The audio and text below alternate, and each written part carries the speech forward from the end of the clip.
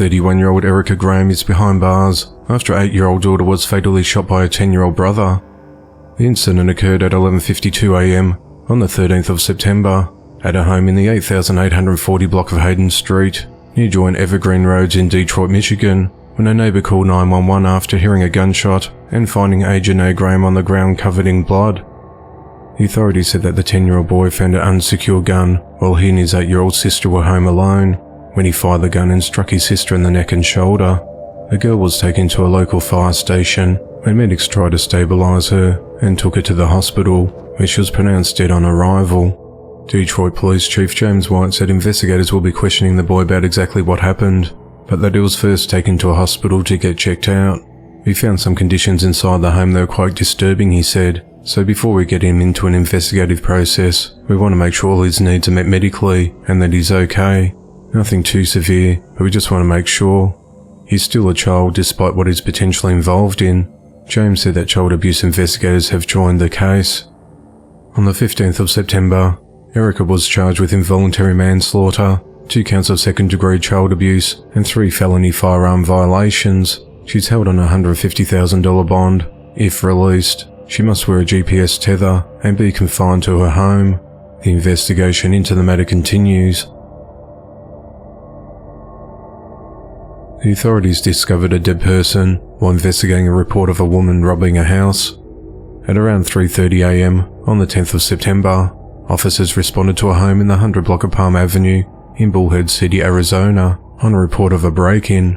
When officers arrived at the residence, they discovered 65-year-old Christine Waters inside the home, rummaging through property. There were pry marks on the door, indicating that Christine forced her way inside the house. The authorities said that she'd been to the home 2 days prior and removed purses, bags and clothing, which she attempted to sell online. During a search of the home, deputies found a deceased body, and the authorities believe he's the homeowner in a mummified state inside the bathtub. The investigators did not know how long the body had been in the bathtub or home for. Christine said she was not aware that the body was inside the house. Neighbours told police that they had not seen the homeowner for about a year and assumed she'd moved away. Christine was arrested and charged with 2 counts of burglary, and she's held at the Mojave County Jail in Kingman. Detectives then searched Christine's residence and vehicle and found more items belonging to the victim, including a birth certificate, IRS paperwork, driver's license and credit cards. Police also found drug paraphernalia items and a usable amount of meth. The authorities have requested additional charges on Christine for theft of credit cards, possession of dangerous drugs, and possession of drug paraphernalia. 45-year-old Ryan Avery is behind bars after allegedly attacking a construction worker with broken glass. The incident occurred at around 9:30 a.m. on the 14th of September, when 24-year-old Ramiro Muro was attacked after he went into the woods near a construction site on the Interstate 91 southbound in Rockingham, Vermont, when Ryan allegedly attacked him from behind.